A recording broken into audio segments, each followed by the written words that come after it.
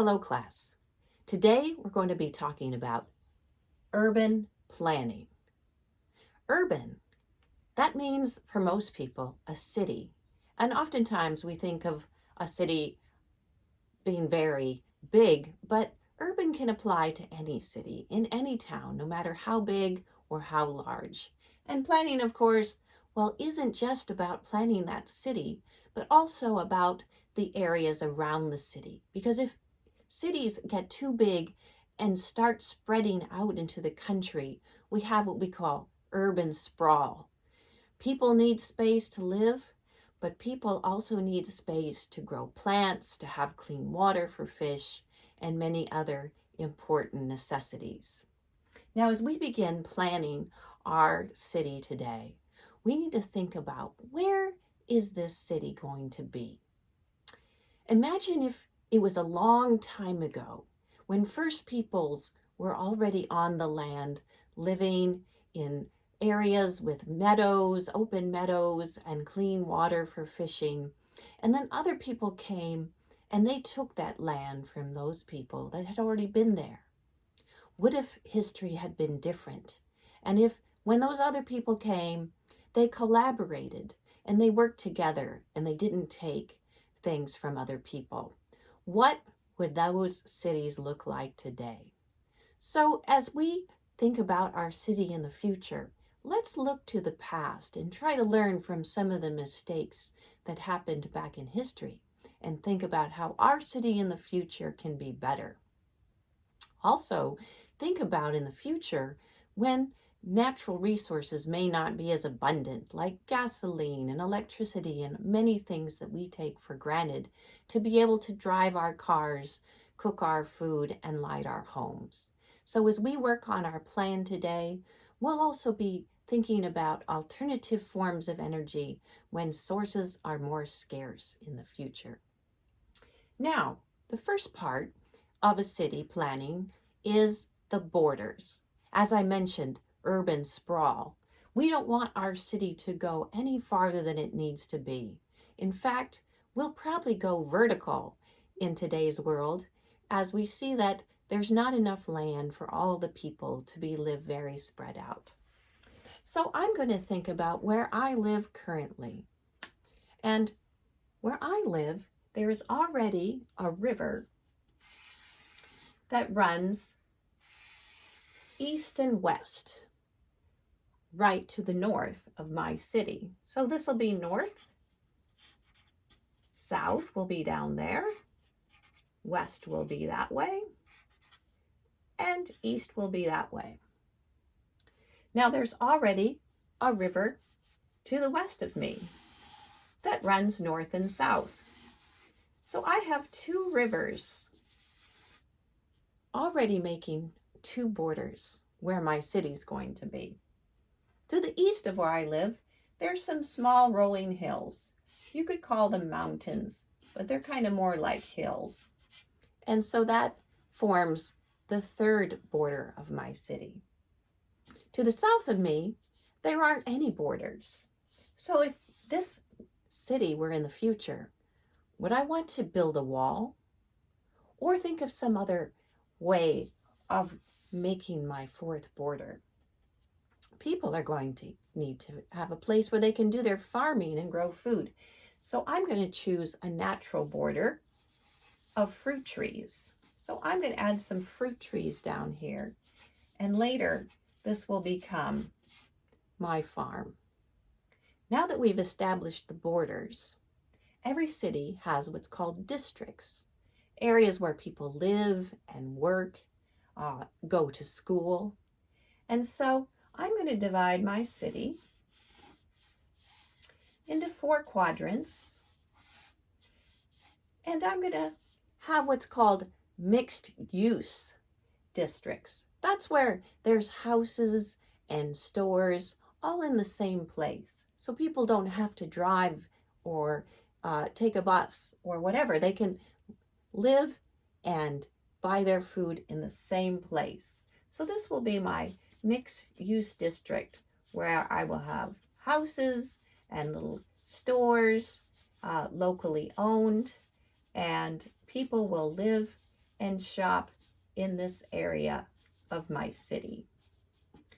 Now, in a lot of small towns, and big towns too, there's usually some sort of central area where people gather. In Mexico, it's called a zocalo, and it's usually a park in the middle of the city with a little cabana in the middle, usually to keep the rain off of the performers. There might be music or all kinds of activities. Now, all these people are going to create waste. Hopefully not a lot of waste, but they're still going to create waste. So we have to think, we don't want it to go into the river. No, because then the river will get very polluted. So I'm going to have a waste reclamation plant where people can have water filtered, which can go to the farm, or it can also filter the river water, because in the future we don't know how clean the river water is going to be to drink. So this is where my wastewater and my river water will go and either be cleaned to a certain level to go to my farm or cleaned to a higher level for people to be able to drink. Now, what if people get sick? In my city, I'm going to have a big hospital right in the middle of town that's going to be free for everybody. Free healthcare and a big centrally located place. And where are people going to be able to learn about how to become a nurse or a doctor? Well, I'm going to have a college right here. And in my college, there will be environmental studies done right here close to the river, and also people learning how to be doctors. And they will be doing this in an arts integrated way, just like we're doing today. Now, we have to think about other kinds of services. Sometimes people need lawyers or other kinds of businesses, and I'm going to have a business district over here. This is kind of more for things that you can't do working from home. So we're going to have industry over here. And so we've got industry and water reclamation and the places where people live and go to school the most close together over here. And what happens if people commit crimes in your community? What kind of justice system will you have? And that leads to a bigger question about governance.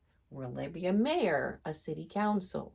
So these are all bigger questions that you'll want to think about as we move forward in creating our city. In my city, I am going to have a justice center, and it's going to have a social service focus. And that way, if people do commit crimes in my city, they're going to have a chance to be close to nature and be in a comfortable environment where they feel safe and able to talk about the issues in their lives that led them to have to come to the Justice Center. And it will be a welcoming place that focuses on equity, most importantly. So now that we've laid out our different districts, let's talk about transportation. How do people get around in your city? Because I've got a river in my city, I might use a boat. And I could have a waterway system that goes around the city. As I've mentioned, my town is very small, but maybe not everyone can ride a bike or walk. So in my city, since this is in the future, I have imagined that people will take old cars and repurpose them.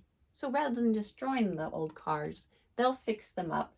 And in my city, people will be driving cars that are either run on electricity or maybe hydropower, which is almost in our grasp today, running a car on water. Wouldn't that be amazing? So I've got some transportation to figure out in my design. I've set up my districts and I have my borders. So now the next part is up to you. We're going to be building a 3D model out of our design. So for this portion of the activity, you're going to want some tape, maybe some glue, a ruler for measuring And I found some things in my house. An egg carton, which could make interesting structures. And I found some colored cardboard in my recycling bin. Now, if you're pulling things out of the recycling bin, don't forget to wipe them down to make sure they're safe first. But look, I've got some great colors here I can use on my buildings that kind of look like adobe. I've also got some markers, and I've got some colored pencils. My favorite ones, they're watercolor pencils, so you can color and paint with the same set of tools.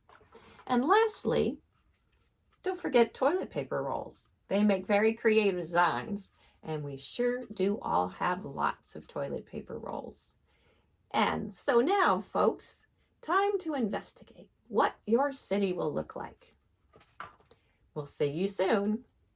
And in the meantime, don't forget to always be creative. Hi, class. So how's your project coming? I wanted to show you where I was at with mine. So as you remember, I decided, let me correct myself, that my town was bordered with 2 rivers, just like where I live right now.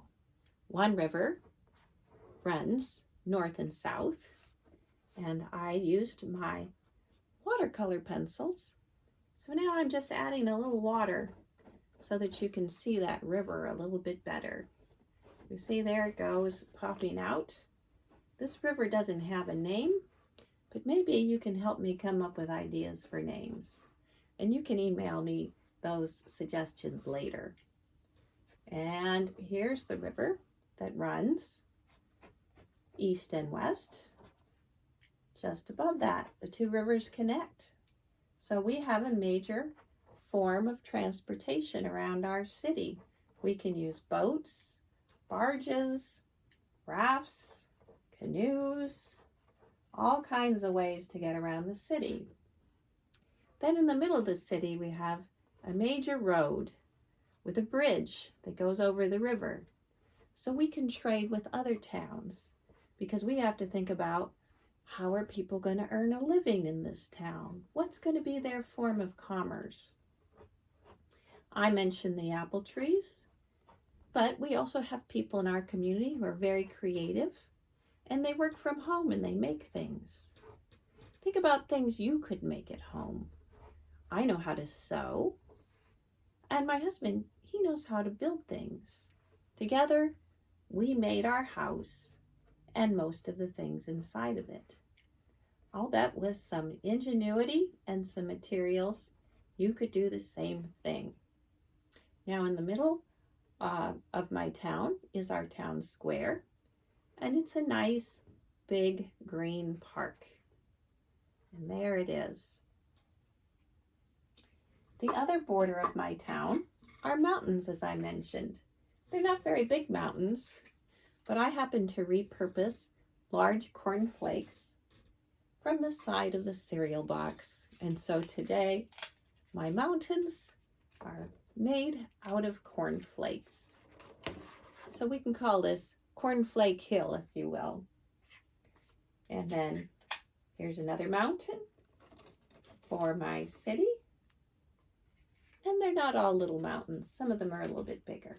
So there's another mountain. And this is what makes up the borders of my city. There's still one border left though, right? Right down here, as I mentioned earlier, my apple grove. But before we get to the apple grove, let's look at the other parts of the city. And I'm just going to put one more mountain right here to finish off the border. Now in the middle of the town is a gathering space. So here I made a little pagoda, a little place where people can come and get out of the rain, and maybe there's music and other things happening there. One of the most important parts of my city is making sure people are safe. So right in the middle of town, I have a great big hospital where everyone can go for free universal health care. And right behind the hospital is the college where people go after they graduate from school. And it's a big college made out of interesting shaped buildings. As I mentioned earlier, toilet paper roll, an egg carton. Because the people that go to this college are very innovative. And it's by the river, so there's all kinds of research being done, and the water hydropower is powering the electricity in the college and in the hospital. People in my town live in their own separate houses. Some of them are separate, some of them are multi-use. And each neighborhood has a little grocery store. People paint their houses in really bright colors here. And I found this really great pink box in my recycling bin. If you're pulling things from your recycling bin, make sure you're wiping them down with some kind of disinfectant before you get all craftsy, just to be safe. And not too far from the center of town is where people go for industry and other important things. So we have some little buildings over here, again, close to the center of town. People can walk or ride their bike or other forms of transportation. We like culture in our town, so we have a big theater art center where people can go to see plays or take classes, maybe dance classes, and see dance shows. And it was painted by an innovative visual artist with a very creative design off my cereal box. I found a great container, my empty toothpick container, and that became my water reclamation center. That's where all the water gets cleaned and purified. And the people that work there do other kind of work too. So we have a plant for them for all the reclamation of the sewage water, and then the river water for drinking, which can go, as I mentioned earlier, the people in our town, their major industry is apples. So here's our little apple grove. And of course, one can't just live on apples alone. So I also have wheat. We grow wheat in our town. And alfalfa for making grain.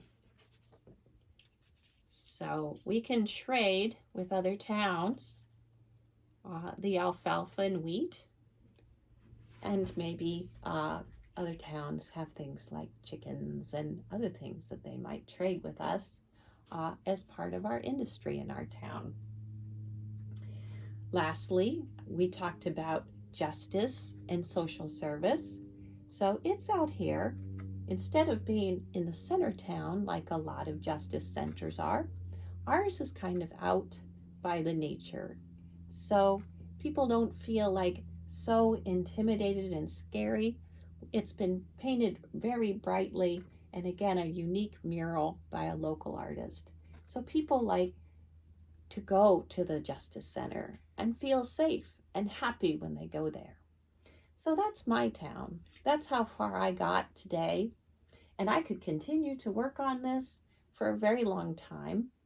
But I want you to continue to work on your towns and use your imagination. Here I just made a few suggestions for you of ways to think about what a city could look like, what your city could look like, and how can you work to make your town a safe and healthy environment for everybody in the community. So in the next section, we'll get to talking about governance and other things in our town. But for now, keep on being creative. Okay, class, now for the last part of the project. We've built our city. We've talked about borders. We've talked about industry and where people live, where they can get health care and go to school. and justice. All these things are important parts of a city. So let's start by giving the town a name. Since I said growing apples was a big part of the industry of my town, I'm going to call my town Appleton.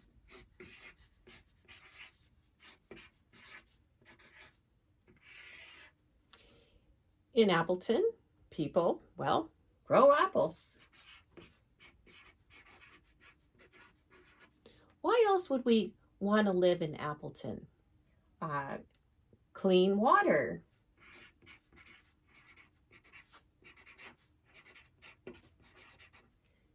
Schools, good schools. And we've got a very large performing arts center. You can't see it behind the water reclamation plant, but it's there. So we've got art and innovation, because the college is right here on the river and they're doing all kinds of neat things with innovation.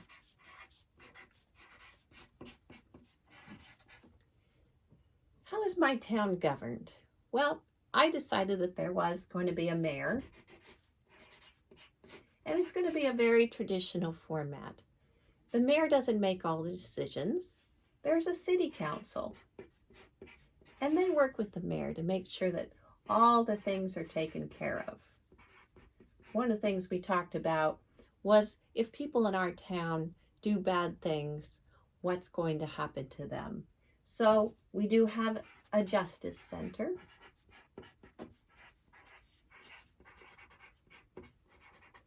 And its main focus is social service centric. So in our town, people are evaluated for why they did bad things, and we work with them to see how they can be better citizens. And that's why the Justice Center, as I talked earlier, was out on the edge of the town, close to the farm. So it was a welcoming and relaxing place for people to go, where you could be in nature. So there's a lot of nature aspects to my town, which is one of its selling points. So I want you to think about your own town. How is it governed? What happens when people do bad things? How do they reintegrate into the society of your town? What about health care?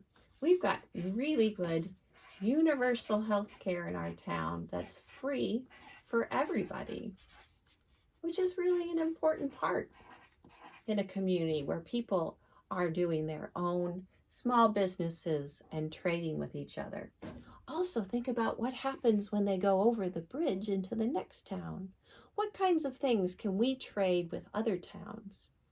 Think about your neighbors. If they're doing this project too, how can you come up with ideas for your town to trade with their town? So think about that and continue to grow your project. I would really like to see how it turns out, so you can email me at malan, MALAN, at Milagro, MILAGRO.org. malan@milagro.org, and send me your comments and your pictures. I'd like to see what your town looks like too, so we can all share our communities with each other. Until next time, keep being creative.